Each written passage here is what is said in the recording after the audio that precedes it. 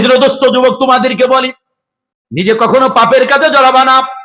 কেউ জড়াতে চাইলে তাকে আরো বাধা দিবা, এটাই মুসলমানের দায়িত্ব। কথা ঠিক না বেটি? চুরি করবা না, ডাকাতি করবা না, ছিনতাই করবা না, রাহাজানি করবা না, মাদকের সাথে যুক্ত হবা না। মাদকের ব্যাপারে 2 মিনিট বলি। আমাদের সমাজ বর্তমান মাদকে ছেয়ে গেছে। গাঁজা আর গাঁজা, ইয়াবা আর ইয়াবা। কথা বলেন, দেখতে কত সুন্দর লাগে, কিন্তু সমাজের পরিস্থিতি এমন ঘোপে ঘাপে, বিভিন্ন জায়গায় বাগানে আগানে কথা কন না, ফাঁক পাইলে ফুলাপান বৈশা বৈশা সিগারেটের নামে গাঁজা টানে। আছে না?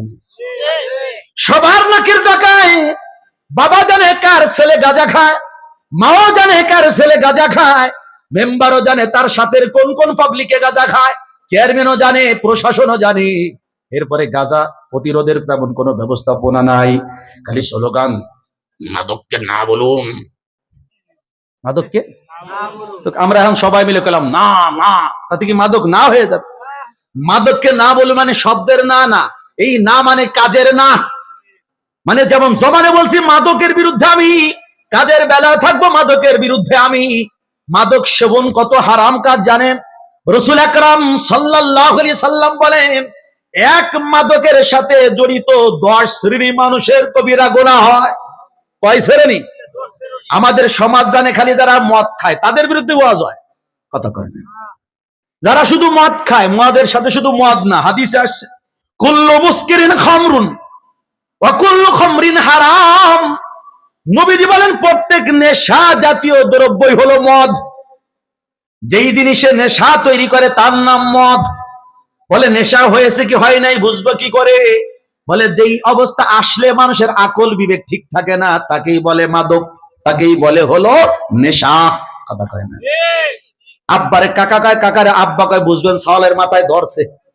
কথা কয়।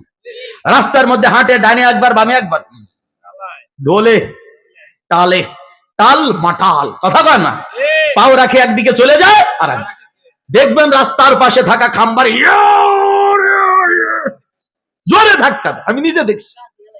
আমি একদিন জিজ্ঞাসি ড্রাইভারের নাম, নাইবেন না, বলেন আপনার ওরকম ধাক্কা দেয়। ও তো বুঝতেছে না ঘটনাটা কি, ওর চোখে তো লাল নীল বাতি জ্বলে।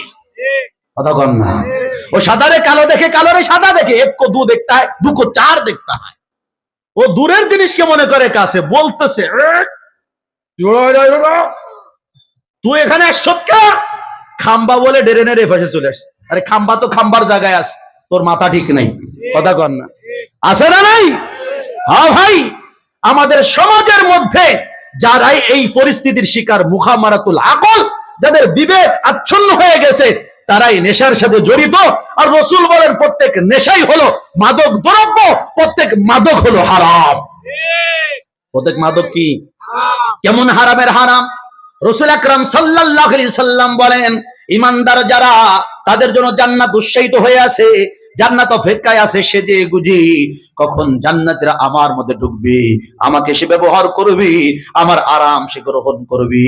এই সুন্দর সুন্দর জান্নাত সেজে আছে অনেকের আকাঙ্ক্ষায়। কিন্তু রাসূল বলে যারা মদ সেবন করে, মাদকের সাথে যারা যুক্ত হয়ে যায়, আল্লাহ রসুল বলেন জান্নাত তাদের জন্য হারাম হয়ে যায়। জান্নাত বলে তোরা আমার মধ্যে ঢুকবি না, আমি তোদেরকে চাই না। জোরে বলেন। জান্নাত যদি আমাদেরকে না চায়, আমরা কি জান্নাতে ঢুকতে পারবো? বিয়ে কয় জিনিসের নাম? 2 জিনিসের নাম। এক ইজাব কবুল, 2 সাক্ষী। ইজাব মানে প্রস্তাব, কবুল মানে প্রস্তাবকে গ্রহণ করা, অ্যাকসেপ্ট করা। এর নাম কি? কবুল। একজন বলে কি হুজুর আমি খুব ভালো অবস্থায় আছি, দাওয়াত। কিসের দাওয়াত? এই রাজার মেয়ের সাথে আমার বিয়ে, আপনার দাওয়াত। সাধারণ একজন যুবক যদি রাজার মেয়ের সাথে বিয়ে কথা বলে, তাহলে বুঝতে হবে কিছু একটা ঝামেলা আছে। এ ভাই তোমার সাথে রাজার মেয়ের বিয়ে কিভাবে? হুজুর আপনারা তো কিতাবে পড়াইছেন, বিয়ে হলো ইজাব আর কবুলের নাম, প্রস্তাব দেওয়া আর গ্রহণ করা। আমি তো রাজার মেয়েরে বিয়ে করার জন্য রাজি, কারণ ওরা খালি দিলেই হয়ে যায়। কথা বুঝছেন? তার আমারে দিলেই হয়ে যায়। তা আমরাও তো জান্নাতে যাইতে রাজি, এখন জান্নাত খেলে আমারে নিলে হয়। নবীজি বলেন তুমি জান্নাতে যাইতে চাইলেই যাইতে পারবে না, জান্নাতকেও তোমার কবুল করা লাগবে। সেই জান্নাতকে কবুল করবেন, জান্নাত আপনাকে কবুল করবে, এরপরে না জান্নাতি। নবীজি বলেন যাদেরকে জান্নাত চায় না যে তার মধ্যে ঢোকো, তার মধ্যে এক দল হলো যারা মাদক সেবী। তাহলে মাদক সেবন করলে জান্নাতে যাওয়া যাবে না। এরপরে বলেন আমাদের ইবাদত বন্দেগী তুলনামূলক আমাদের পূর্ববর্তী মুরব্বী যারা তাদের থেকে কম না বেশি? বলে কম। আগের জামানার মুরব্বী যারা 5 ওয়াক্ত না তাহাজ্জুদ ইশরাক আওয়াবিন চাষতো সব পড়তেন, এখনকার আলেমদের থেকেও আগের কালের সাধারণ মুসলমান বেশি ইবাদত করতেন। কথা ঠিক না বেঠিক? আপনারা যে আলেমদেরকে দেখছেন আর এখনকার যে আলেমদেরকে দেখতেছেন মানে গুণে অনেক কম বেশি। শিক্ষাগত যোগ্যতা একাডেমিক শিক্ষা বাড়ছে কিন্তু মান বাড়ে নাই। আগের যে যদ্দূর জানতো তদ্দূর আমল করতো, এইটুক। কথা ঠিক? আল্লাহু আকবার কাবীরা। রাসূল আকরাম সাল্লাল্লাহু আলাইহি সাল্লাম বলেন যারা মাদক সেবী হবে, মাদকের সাথে যুক্ত হয়ে যাবে, 40 দিন পর্যন্ত তাদের কোনো ইবাদত বন্দেগী নামাজ কালাম কবুল হবে না। জোরে কর নাউযুবিল্লাহ। তাহলে নামাজ কালাম পড়ে যতটুকু আগাই, একবার এক বোতল এক ঢোক মদ খেয়ে তদ্দূর কি কিছুই লাভ হইল না লস হইল? তাহলে মদ খাওয়া যাবে? মাদকের সাথে যুক্ত কয়েক প্রকার মানুষ, সবাই এখানে নাই, তারপরে বলি যারা মদের মূল জিনিস হলো আঙ্গুর। মদের মূল কি? আঙ্গুর। আঙ্গুরের রসের থেকে মদ হয়। হ্যাঁ, গমের থেকে হয়, আরো অনেক খেজুর থেকে হয়, সবচেয়ে বেশি হয় কার থেকে? আঙ্গুর থেকে। এটা কোরআন হাদিসে আছে। আঙ্গুরের রস যারা বের করে এই নিয়তে যে রস গলায় মদ বানাবো, ওরাও হারাম খায়, ওরাও কাবিরা গুনাহ করে। যারা রস বের করতে অর্ডার দেয় কোম্পানি কেরু এন্ড কোং, বাংলাদেশের সবচেয়ে বড় কোম্পানি, যারা মদ তৈরি করাতে ফার্স্ট, জোরে কর নাউযুবিল্লাহ। যারা অর্ডার দিল রস বের করতে তারাও কাবিরা গুনাহকারী। যে পান করে সেও কবিরা গুনাহকারী, যে বেচে সেও কবিরা গুনাহকারী, যে কেনে সেও কবিরা গুনাহকারী, যে পরিবেশন করে, নিজে খায় না, খাওয়ায়ও না, বেচেও না, কিন্তু তার অধীনে চাকরি করে, ওই যে ওয়েটার আছে না, বিভিন্ন খাদেম খুদ্দাম আছে না, হোটেলে চাকরি করে, তারা এ নিয়ে দেয়, খান কাকা খান। এরাও কবিরা গুনাহকারী। যারা এগুলো পাচার করে তারা কবিরা গুনাহকারী। যাদের চোখের সামনে দিয়ে নাকের ডগা দিয়ে এগুলো পাচার হয় দেখে না, তারাও কবিরা গুনাহকারী। আমি একটা ছোট্ট করি এই চ্যাপ্টারটা শেষ করে দিব। সেটা হলো এই, আমাদের দেশের সবাই যার যার দায়িত্ব যদি ঠিকঠাক মতো পালন করে, বিশেষ করে সরকার এবং প্রশাসন এবং এলাকার যারা নেতৃবৃন্দ, কথা বলেন, এরা যদি সঠিকভাবে দায়িত্ব পালন করে, আমি তো বলি ইয়াবা না, ইয়াবার সুসাও দেশে ঢুকতে পারবে না। আমার কথায় রাগ হয়েছে? এটা আমি প্রশাসনের সামনেই বলেছি, আপনাদের সামনে বলতে আমার ভয় কি? আমি প্রশাসনের সাথে আলাদা আলোচনা করেছি, বিভিন্ন জায়গায় আমাদের আলোচনা করতে হয়, তখন আমরা কথা বলেছি, স্যার আপনারা আমাদেরকে বলেন মানুষকে মাদক সম্পর্কে হুঁশিয়ার করতে, আমরা তো করলাম, আমাদের কাজ হয়ে গেল, কিন্তু আমার হাতে তো সরকারের লাঠি নেই। যদি আমার সামনে এই ওয়াজের পরে যে ওই সামনে একটু বাগান টাগান আছে রাস্তায়, যদি আমার সামনে দেখি 3-4টা বাচ্চারা এরকম টিস্যুর মতো কিছু একটা কাগজের থেকে ভাঁজ করে ওই গুঁড়ো গুঁড়ো বের করে ঢুকাচ্ছে, আমি দেখলাম, আমি করে দাবর দিতে পারবো? ওর ওই 3 জনে যদি আমারে ঠেসে ধরে আমি তো শেষ। কথা কন ঠিক না? ঠিক। কিন্তু প্রশাসন যদি আসে, পুলিশের গাড়ি যদি দেখে, আজও দৌড় কারো দৌড়। কথা ঠিক না? অথচ ঠিকই দৌড়াবে না, ওরা জানে যে সিস্টেম হয়ে আছে। কথা কন? আমার কথা রাগ হন না। এই যে আপনাদের এদিকে আসতে দেখলাম, এই তো শ্রী নদীর ওইটাই ওদিকে বিশাল এক পার্ক, লাল নীল বাতি জ্বলে, ছোট ছোট ঘর। আপনি কি মনে করছেন স্বামী স্ত্রী যাইয়া কুলাকুলি করে, তাই মনে করছেন? হারাম কাজ হয়, হারাম কাজ। কথা কয় না? আরো আছে এই সমস্ত জায়গায় মাদকের আখড়া চলে, আখড়া। এগুলো কি আমার ওয়াজ ওই জায়গা বন্ধ হবে? এগুলো একমাত্র উচ্ছেদ করতে পারে প্রশাসন এবং স্থানীয় নেতৃবৃন্দ যারা, তারা। আপনি ভালো করে মনে রাখবেন, আজকের সমাজ নষ্ট হওয়ার পিছনে কর্তা ব্যক্তিরা সবচেয়ে বেশি দায়ী, অভিভাবকেরা সবচেয়ে বেশি দায়ী। আপনার ছেলে মাগরিবের পরে ঘরে ফিরলো না, আপনি কেন খোঁজ নিলেন? আপনার মেয়েটা স্কুলে 10টার থেকে 8টায় গেল, 2 ঘন্টা আগে কেন গেল, খোঁজ নিলেন না? আগের জামানায় শুধু মনে করতাম ছেলেরা মদ গাঁজা খায়, মেয়েরা মনে হয় খায় না। এখন থেকে আমাদের আফার আরো বেশি খায়।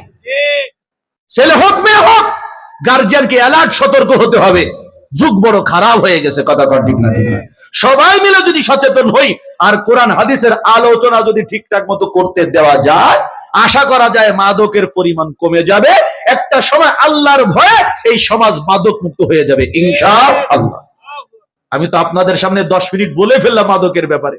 কোন কোন এলাকায় বক্তা মাদকের বয়ান করতে গেছে, সাথে সাথে সিলিপ একটু, হুজুর দয়া করে আপনি এই বয়ানটা করেন না, তাহলে আপনার গাড়ি আর আপনি যাইতে পারবেন। তো হুজুর চিন্তা করে ওয়াজ থাক আর না থাক আমার বাড়ি যেতে হবে। কথা ঠিক? তাহলে আপনারা বলেন, আপনি ওয়াজও করতে দিবেন না, আমলও করতে দিবেন না, তো এই মাদক কি আসমানের ফেরেশতারা এসে উঠায় নিয়ে যাবে? আমাদের সকলে মিলে সর্বোচ্চ চেষ্টা করে ঐক্যমত হয়ে ঐক্যবদ্ধ ভাবে যদি আন্দোলন করি, তাহলে এই মাদক একমাত্র সমাজ থেকে উঠবে। এই মাদকের কারণেই আজকে আমাদের সন্তানদের লেখাপড়া চাঙ্গে উঠছে। লেখাপড়া নাই, পড়ালেখার মান কত নিচে নেমে গেছে। এই মাদকের কারণে চুরি ডাকাতি ছিনতাই বেড়ে গেছে। এই মাদকের কারণেই ছেলে মেয়ে তাদের আব্বা আম্মার সাথে ভালো আচরণ করে না। কথা কন না? বরং অনেক ছেলে মেয়ে ঐশীর মতো আছে না, টাকা দে নাহলে কুফামু, বাপরে কয় 10,000 টাকা দে, আমার গাঁজা খাইতে হবে, ইয়াবা খাইতে হবে, দিলি দে নাহলে কোপ দিব।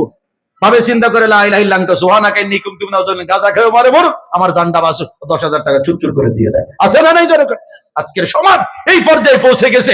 যুবক বন্ধু, তোমাদেরকে বলার দায়িত্ব আমার, আর কাউকে তুমি আদর্শ বানিও না, মুহাম্মদুর রাসূলুল্লাহ সাল্লাল্লাহু আলাইহি সাল্লামকে আদর্শ বানাও, তো তুমি দেখতে পারবে আমার নবীর গোটা 63 বছরের জিন্দেগির কোথাও মাদক নাই, বরং মাদকের বিরুদ্ধে সবচেয়ে বেশি জিরো টলারেন্স ঘোষণা করে সবচেয়ে বেশি আন্দোলন যিনি করেছেন তিনিই বিশ্ব নবী মুহাম্মদুর রাসূলুল্লাহ সাল্লাল্লাহু আলাইহি সাল্লাম। বাবাজিরা আমার, আলোচনা শেষের দিকে, আমরা যারা পিতা হয়ে গেছি, আমরা যারা মাতা হয়ে গেছি, বাবা মা হয়ে গেছি, আমাদের জন্য বিশ্ব নবী আদর্শ কোন একটু জোরে বলেন। আমরা যদি আদর্শ বাবা হতে চাই, আমরা যদি আদর্শ মা হতে চাই, এই আদর্শ আমরা ভালো মতো খুঁজে পাবো নবীর জীবনে।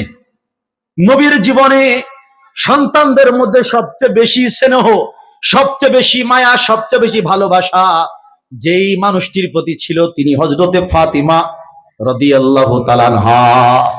তিনি নবীজির কন্যাদের মধ্যে, সন্তানদের মধ্যে সবচেয়ে বেশি ভালোবাসা পেয়েছেন। ঠিক কিনা জোরে বলে?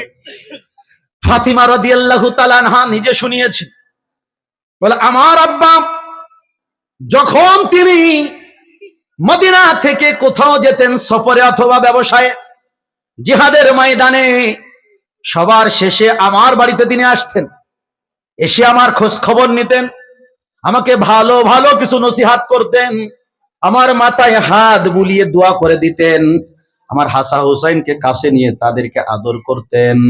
তাহলে সন্তানকে আদর স্নেহ করতে পারা এটা একটা আব্বা মায়ের জিম্মাদারি। অনেক মা বাবা ছেলে মেয়েকে আদর করে না, আছে না? নবী সাল্লাল্লাহু আলাইহি সাল্লামের এক সাহাবী আকরা ইবনে হাবিস রাদিয়াল্লাহু তাআলা আনহু দেখলেন, নবীজি সাল্লাল্লাহু আলাইহি সাল্লাম ছোট বাচ্চা, নিজেরও না অন্যের বাচ্চা কোলে যখন দেওয়া হচ্ছে তাদেরকে চুমু দিচ্ছেন, মাথায় হাত বুলাচ্ছেন, খুব তাকে স্নেহ দিচ্ছেন। সুবহানাল্লাহ বলে। উনি বলে ইয়া রাসূলুল্লাহ, আপনিও এই বাচ্চাদেরকে চুমু দেন? নবীজি বলে দেই তো। কই যে আমার দিয়ে 7-8টা, আমি তো একটারও চুমু দিই না। নবীজি আবার অন্যরকম জবাব দেয়, আল্লাহ যদি কারোর অন্তর থেকে দয়া মায়া উঠে নিয়ে যায় আমি কি করব? কথা বোঝেন নাই? তাহলে যেই বাপ মার দিলে দয়া মায়া নাই, সেই তার ছেলে মেয়েকে আদর করে না। আজকের এই যান্ত্রিক যুগে আমরা এত বেশি ব্যস্ত, বহুত পরিবারের ছেলে মেয়ে আব্বার সাথে আধা ঘন্টা কবে কথা বলেছে জানে না। খুব ভোরে আমাদেরকে চলে যেতে হয় আমাদের কাজে, রাতের গভীরে ফিরতে হয় বাড়িতে। এই 2 ওয়াক্তের মাঝের সময় বাচ্চা কাচ্চা স্কুলে যায় আসে, মাদ্রাসায় যায় আসে, সকালে ঘুমানো দেখি, এসে ঘুমানো দেখি। ঘুমন্ত বাচ্চাকে আদর করা ছাড়া, 2টা ভালো কথা বলা, কোলের মধ্যে নেওয়া, 2টা আদর্শ বাণী শোনানোর তৌফিক আমাদের হয় না। কথা কন্টিনিউ। অথচ সন্তানদেরকে সবচেয়ে বেশি শিক্ষা দেওয়ার দায়িত্ব মা বাবা। পারিবারিক শিক্ষার থেকে দামি শিক্ষা পৃথিবীতে আর হয় না।